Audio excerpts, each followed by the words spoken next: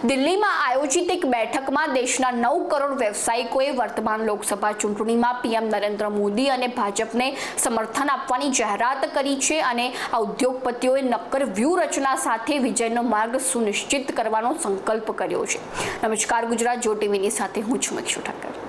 Confederation of All India Traders દ્વારા નવી દિલ્હીમાં રાષ્ટ્રીય બિઝનેસ કોન્ફરન્સનું આયોજન કરવામાં આવ્યું હતું અને આ કોન્ફરન્સમાં 28 રાજ્યોના 200થી વધુ અગ્રણી બિઝનેસમેન હાજર રહ્યા હતા, જેમાં ઉદ્યોગપતિઓ દ્વારા જાહેરાત કરવામાં આવી હતી કે વર્તમાન લોકસભા ચૂંટણીમાં દેશના 9 કરોડથી વધુ વ્યવસાયિકો તે પીએમ નરેન્દ્ર મોદી અને ભાજપને ખુલ્લેઆમ સમર્થન કરશે।